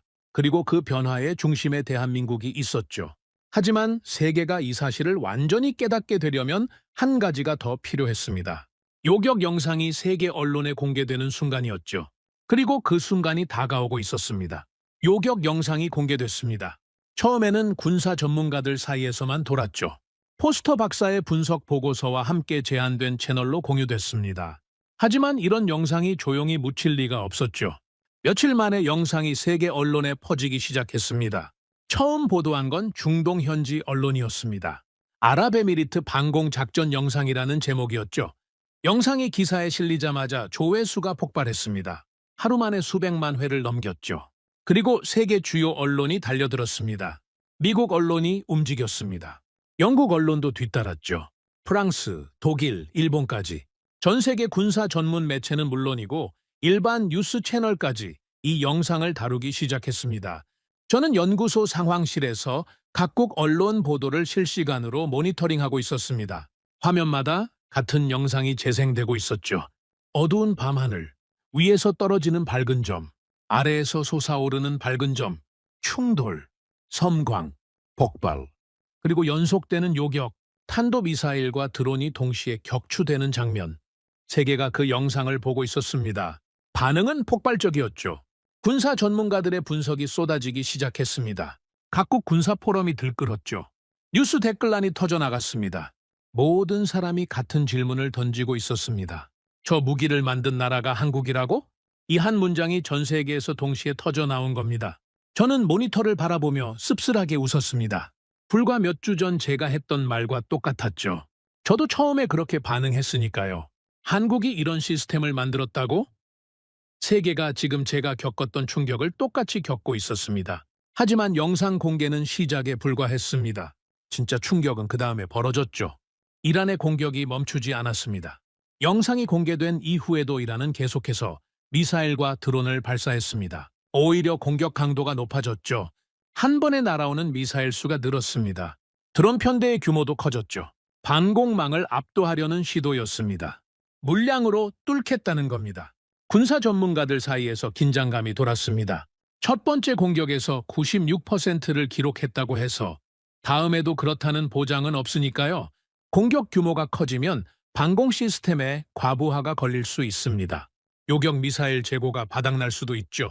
레이더가 동시에 처리할 수 있는 표적 수에는 한계가 있습니다. 저도 걱정했습니다. 첫 번째 성과가 행운이었을 가능성을 배제할 수 없었죠. 두 번째 공격이 시작됐습니다. 이번에는 규모가 더 컸습니다. 탄도미사일이 동시다발적으로 발사됐죠. 하늘의 불빛이 여러 개 나타났습니다. 동시에 저곳에서 드론 편대가 접근하고 있었습니다. 천공투가 다시 가동됐습니다. 요격 미사일이 연속으로 발사됐죠. 하늘을 향해 빗줄기가 솟아올랐습니다. 하나, 둘, 셋, 넷. 쉬지 않고 올라갔습니다. 결과가 나왔습니다. 요격 성공, 또 성공, 또 성공. 드론도 격추됐습니다. 저곳에서 접근하던 무인기들이 하나씩 불꽃으로 변했죠. 두 번째 공격 요격률 95%. 저는 숨을 내쉬었습니다. 세 번째 공격이 왔습니다. 이번에는 야간이었죠. 가장 까다로운 조건이었습니다. 어둠 속에서 탐지하고 추적하고 요격해야 하는 상황이었죠. 천공투가 또 발사됐습니다. 결과 요격 성공률 97%. 네 번째 공격 96%. 다섯 번째 95%. 공격이 반복될수록 한 가지 사실이 선명해졌습니다. 96%는 행운이 아니었습니다. 시스템의 실력이었죠. 한 번은 운일 수 있습니다. 두 번도 어쩌면 우연일 수 있죠. 하지만 5번 연속으로 95% 이상을 유지한다는 건 운이 아닙니다. 이건 기술력입니다. 시스템의 안정성이 증명된 겁니다. 군사 전문가들도 이제 인정할 수밖에 없었죠. 천공투의 성능은 일회성이 아니다. 반복적으로 검증된 실전 데이터다. 이 수준의 일관성은 세계 어떤 방공 시스템에서도 확인된 적이 없다. 한국 방공 기술은 세계 최상위권에 진입했다. 포스터 박사가 저에게 전화를 걸어왔습니다. 스탠튼, 내가 뭐라고 했습니까? 판도가 바뀔 거라고 하셨죠. 바뀌는 정도가 아닙니다. 이미 바뀌었습니다. 박사의 말이 맞았습니다. 중동 국가들의 움직임이 빨라지고 있었죠. 아랍에미리트는 이미 추가 도입을 요청한 상태였습니다. 하지만 이제 아랍에미리트만이 아니었죠. 사우디아라비아가 공식적으로 천공투 도입 검토를 시작했습니다. 이라크도 움직였죠. 카타르에서도 한국 방산 관계자들과 접촉이 이루어지고 있다는 정보가 들어왔습니다. 중동 전체가 한국 방공 시스템을 향해 달려가고 있었습니다. 그리고 중동만이 아니었습니다. 유럽에서도 반응이 나오기 시작했죠. 나토 회원국 일부가 천공투에 대한 기술 자료를 요청했다는 소식이 들려왔습니다. 동유럽 국가들이 특히 관심을 보였죠. 러시아 위협에 직면해 있는 나라들이었습니다. 이들에게는 효과적이면서도 합리적인 가격의 방공 시스템이 절실했죠. 천공투가 그 답이 될 수 있다는 거였습니다. 세계 방산 시장이 요동치고 있었습니다. 패트리어트를 만드는 미국 방산업체 주가가 흔들렸죠. 한국 방산업체 주가는 치솟았습니다. 증권가에서도 리포트가 쏟아졌죠. 한국 방산의 시대가 오고 있다. 불과 몇 주 전까지만 해도 아무도 하지 않았던 말이었습니다. 저는 상황실에서 이 모든 흐름을 지켜보고 있었습니다. 그리고 한 가지 사실을 깨달았죠. 이건 단순한 무기 수출 이야기가 아니었습니다. 세계 군사 기술의 질서가 바뀌고 있었습니다. 지난 수십 년간 방공시장은 미국과 러시아가 양분해왔습니다. 패트리어트 아니면 S-400이었죠. 다른 선택지는 사실상 없었습니다. 중동 국가든 유럽 국가든 이 두 시스템 중 하나를 골라야 했죠.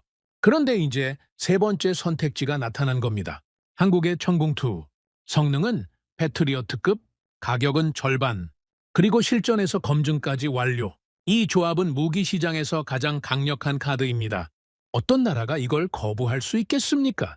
저는 이 상황을 분석하면서 한 가지 더 놀라운 사실을 발견했습니다. 한국이 지금 천궁2에만 머물러 있지 않다는 거였죠. 자료를 더 파고들었습니다. 한국의 방공체계 개발 로드맵이 눈에 들어왔죠. 천궁2는 중거리 방공 시스템이었습니다. 그런데 한국은 이미 그 다음 단계를 준비하고 있었죠. 천궁3, 더 먼 거리에서 더 빠른 미사일을 요격할 수 있는 차세대 시스템이었습니다. 그리고 그 위에 또 하나가 있었습니다. LSAM이라고 불리는 장거리 방공 시스템이었죠. 이건 탄도미사일을 대기권 밖에서 요격하는 시스템입니다. 미국의 사드와 비슷한 개념이죠. 한국이 이 수준의 시스템을 자체 개발하고 있다는 사실에 저는 또 한 번 놀랐습니다. 천궁2, 천궁3, LSAM, 저고도부터 고고도까지, 단거리부터 장거리까지. 한국은 다층 방공체계를 독자적으로 구축하고 있었습니다. 이건 미국과 러시아와 이스라엘 정도만 갖추고 있는 체계였죠. 한국이 그 반열에 올라서고 있었습니다. 저는 의자에서 일어나 창밖을 바라봤습니다. 워싱턴의 밤하늘이 보였죠. 멀리 펜타곤 방향의 불빛이 켜져 있었습니다.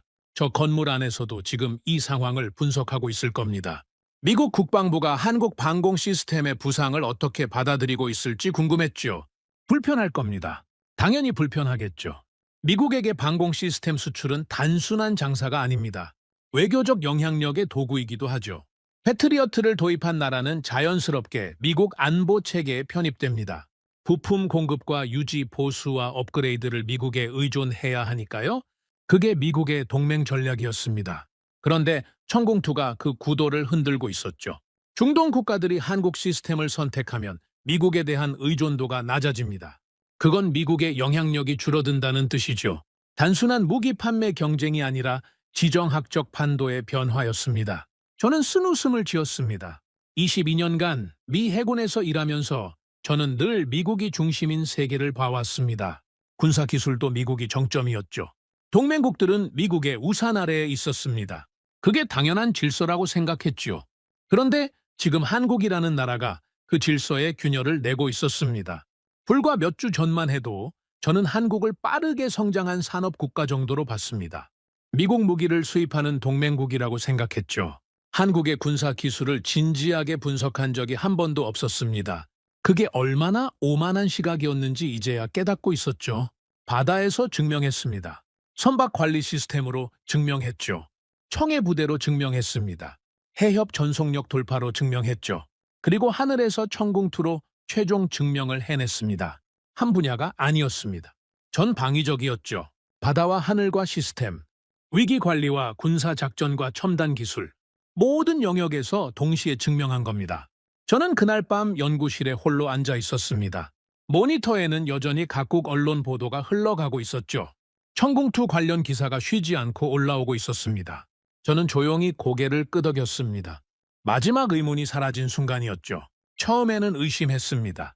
한국 선박이 움직이는 걸 봤을 때 우연이라고 생각했죠. 유조선이 해협을 돌파했을 때는 무모하다고 봤습니다. 청해 부대 기록을 읽었을 때는 놀랐지만 아직 반신반의했죠. 천궁2 보고서를 봤을 때도 수치를 의심했습니다. 하지만 이제 더 이상 의심할 여지가 없었습니다. 한국은 진짜였습니다.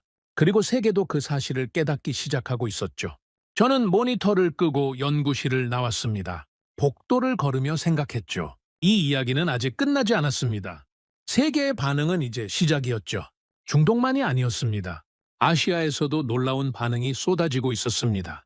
특히 한 지역의 반응이 제 눈에 들어왔죠. 대만이었습니다. 중국의 위협 앞에서 매일을 긴장 속에 살고 있는 나라. 그 나라에서 한국 방공 시스템에 대한 반응이 터져 나오고 있었습니다. 그리고 그 반응의 내용은 제가 예상했던 것과 완전히 달랐죠. 대만의 반응은 예상 밖이었습니다. 저는 중동과 유럽의 반응에 집중하고 있었죠. 방산 시장의 판도 변화를 분석하느라 아시아 쪽은 미처 살펴보지 못했습니다. 그런데 동료가 자료 하나를 건네줬죠. 스탠튼, 이거 보셨습니까? 대만에서 난리가 났습니다. 대만 언론 보도와 온라인 반응을 정리한 자료였습니다. 저는 읽기 시작했습니다. 그리고 첫 페이지부터 눈이 커졌죠. 대만은 지금 세계에서 가장 긴장된 지역 중 하나입니다. 중국의 군사적 위협이 날로 커지고 있죠. 중국 전투기가 대만 방공식별 구역을 거의 매일 침범하고 있습니다. 미사일 훈련도 반복하고 있죠. 대만 국민들은 매일 전쟁의 그림자 속에서 살고 있는 겁니다. 그런 대만에서 천공투 실전 영상이 퍼지자 반응이 폭발한 겁니다. 대만 군사 포럼에 글이 쏟아졌습니다. 한국 방공 시스템이 실전에서 96%를 기록했다. 우리는 이런 무기가 있는가? 한국은 자체 개발한 방공 시스템으로 중동에서 미사일을 막아냈다. 우리는 미국에서 사온 무기에만 의존하고 있다. 한국 군사 기술을 과소평가하고 있었다. 이건 심각한 수준이다. 대만 국민들의 위기감이 반영된 반응이었죠. 하지만 저를 진짜 놀라게 한 건 그 다음이었습니다. 대만 네티즌들 사이에서 한국과 일본을 비교하는 글이 올라오기 시작한 겁니다. 일본은 호르무즈 해협에서 자국 선박이 피격당했는데 아무것도 못했다. 한국은 전속력으로 해협을 돌파했다. 일본 방위력은 미국 의존도가 너무 높다. 한국은 자체 기술로 세계 시장을 흔들고 있다. 아시아에서 진짜 군사 강국이 어디인지 다시 생각해 봐야 한다. 그리고 결정적인 글이 하나 올라왔죠. 한국 무기는 무섭다. 일본보다 한국을 더 존중해야 한다. 이 글이 수만 건 공유됐습니다. 저는 자료를 읽으며 복잡한 기분이 들었습니다. 대만에서 한국이 일본보다 군사적으로 더 강하다는 평가가 나오고 있었죠. 이건 불과 몇 달 전만 해도 상상하기 어려운 흐름이었습니다. 아시아 군사 질서에서 일본은 항상 한국보다 위에 있다는 게 일반적인 인식이었으니까요. 경제 규모도 그렇고 자위대의 전력도 그렇고 미국과의 동맹 수준도 그랬죠. 그런데 호르무즈 해협 위기와 천공투 실전 데이터가 그 인식을 뒤집어 버린 겁니다. 대만만이 아니었습니다. 동남아시아에서도 반응이 나오고 있었죠. 필리핀 군사 포럼에서 한국 방공 시스템에 대한 관심이 급증했습니다. 인도네시아 국방 관계자들이 한국 방산 전시회 참관을 요청했다는 소식도 들려왔죠. 인도에서도 천공투에 대한 분석 기사가 쏟아지고 있었습니다. 아시아 전체가 한국을 다시 보기 시작한 겁니다. 저는 모니터에서 눈을 떼고 잠시 생각에 잠겼습니다. 세계 언론의 보도 톤도 바뀌고 있었죠. 처음에는 한국 무기가 중동에서 성과를 냈다 정도의 보도였습니다. 그런데 시간이 지나면서 논조가 달라졌죠. 한국은 언제 이렇게 강해졌는가? 이 질문이 세계 곳곳에서 동시에 터져 나오고 있었습니다. 미국 군사 전문지에서도 한국 방산 기술의 발전 과정을 심층 분석하는 기사가 나왔죠. 유럽 안보연구소에서는 한국 방산 수출이 세계 군사 균형에 미치는 영향을 주제로 보고서를 발표했습니다. 일본 언론도 한국 방산의 부상을 다루기 시작했죠. 톤이 불편해 보였지만 다루지 않을 수 없었던 겁니다. 세계의 시선이 한국으로 모이고 있었습니다. 저는 추가 자료를 요청했습니다. 한국 방산의 전체 그림을 파악하고 싶었죠. 넘어온 자료를 보고 저는 또 한 번 놀랐습니다. 천공투는 빙산의 일각이었습니다. 한국은 이미 방산 수출 강국으로 성장해 있었죠. 자주포, 전차, 전투기, 훈련기, 잠수함, 호위함 분야를 가리지 않았습니다. 폴란드의 자주포와 전차를 대규모로 수출했죠. 호주와는 자주포 계약을 체결했습니다. 중동 여러 나라에 다양한 무기 체계를 공급하고 있었죠. 그리고 이 모든 것에 공통점이 있었습니다. 전부 자체 개발이라는 겁니다. 한국은 미국 무기를 수입하는 나라에서 자체 개발한 무기를 세계에 수출하는 나라로 바뀌어 있었습니다. 그것도 조용히 세계가 미처 눈치채지 못하는 사이에 말이죠. 저는 한국 방산 기술의 발전 과정을 추적해 봤습니다. 놀라운 사실이 드러났죠. 한국은 불과 수십 년 전만 해도 기본적인 소총조차 자체 생산이 어려운 나라였습니다. 미국에서 무기를 원조받아 쓰던 나라였죠. 그런 나라가 자주포를 만들고 전차를 만들고 전투기를 만들고 미사일을 만들고 이제는 세계 최상위 수준의 방공 시스템까지 만들어냈습니다. 이게 가능한 일입니까? 하지만 눈앞의 데이터가 증명하고 있었죠. 가능했습니다. 한국은 해냈습니다. 저는 천천히 고개를 저었습니다. 경이로움이었죠. 무기 하나를 잘 만든 게 아니었습니다. 국가 전체의 기술력이 올라간 겁니다. 반도체 기술이 레이더에 들어갔습니다. 자동차 엔진 기술이 전차에 적용됐죠. 조선 기술이 군함 건조에 활용됐습니다. 통신 기술이 사격 통제 시스템에 녹아들었죠. 산업 기술과 군사 기술이 하나로 합쳐진 겁니다. 이건 한국만의 독특한 강점이었습니다. 미국은 군사 기술이 민간으로 내려가는 구조죠. 한국은 반대였습니다. 세계 최고 수준의 민간 산업 기술이 군사 분야로 올라간 겁니다. 그 결과물이 청궁투였고 자주포였고 전차였고 잠수함이었죠. 저는 보고서를 덮고 자리에서 일어났습니다. 창밖을 바라봤죠. 워싱턴의 아침이 밝아오고 있었습니다. 며칠간 자료를 파고드느라 제대로 잠을 자지 못했습니다. 하지만 피곤하지 않았죠. 머릿속이 오히려 맑아지는 느낌이었습니다. 모든 퍼즐이 맞춰지고 있었습니다. 호르무즈 해협에서 시작된 이야기가 여기까지 왔습니다. 처음에는 단순한 해상 위기였죠. 이란이 위협하고 선박이 피격되고 미 해군이 물러났습니다. 세계가 공포에 빠졌죠. 그건 어느 위기에서나 볼 수 있는 장면이었습니다. 하지만 그 위기 속에서 한 나라가 다르게 움직였습니다. 세계가 멈췄을 때 움직였습니다. 모두가 도망갈 때 돌파했죠. 선박 한 척 선원 한 명까지 빠짐없이 관리했습니다. 군사작전에서 인질 전원을 구출했죠. 그리고 하늘에서 96%라는 경이로운 숫자를 찍었습니다. 한 분야가 아니었습니다. 전부였죠. 바다와 하늘과 땅, 민간과 군, 기술과 시스템, 위기관리와 군사작전, 모든 영역에서 동시에 증명한 겁니다. 저는 22년간 군사 전략을 분석해왔습니다. 수많은 나라를 연구했죠. 미국의 압도적인 군사력을 봐왔습니다. 영국의 전통적인 해군력을 분석했죠. 러시아의 거친 군사 전략을 추적했습니다. 중국의 급성장하는 전력을 경계했죠. 이스라엘의 실전 경험을 존경했습니다. 하지만 이번에 제가 본 건 그 어떤 나라에서도 보지 못한 장면이었습니다. 조용히 준비하고 결정적인 순간에 증명하는 나라. 소리치지 않았습니다. 과시하지 않았죠. 자국 선박이 위험하니까 지켰습니다. 해협이 막혔으니까 뚫었죠.